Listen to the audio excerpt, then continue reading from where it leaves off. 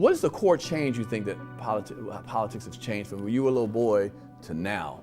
I think the biggest change happened when the Supreme Court issued the Citizens United decision, because that is the decision that allowed corporations to give unlimited amounts of cash to presidential elections. We actually had, in the 1880s and 1890s, it was an era called the Gilded Age, and we lost democracy in that time. I mean, democracy really no longer exists in the United States. There was no direct election of senators. Mm-hmm.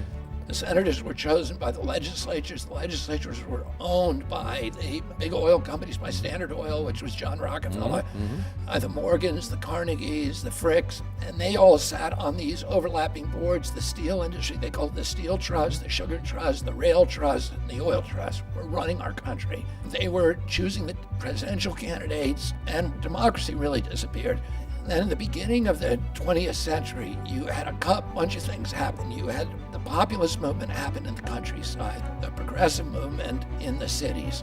You had these muckraking journalists like Ida Tarbell, Sinclair Lewis, Upton Sinclair, who started publishing exposés on the big corporate robber barons and making the public hate them.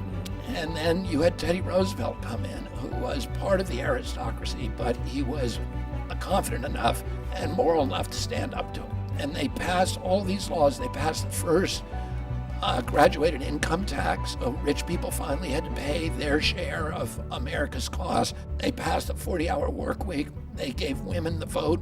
They made child labor illegal. And they passed the Sherman Antitrust Act to break up all the trusts in these big corporations. The most important thing they did in 1908 was to pass a law that made it illegal for corporations to donate to federal political candidates.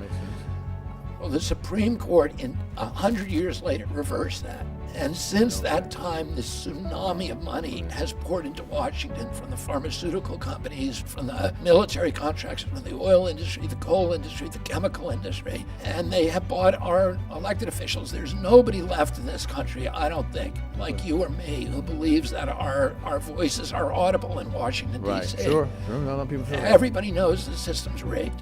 They know that all of the institutions of democracy are just like a Hollywood stage set. It's a kabuki theater. It's pretend. Right. The real decisions are being made by the robber barons again. Right. And the rest of us are just pawns.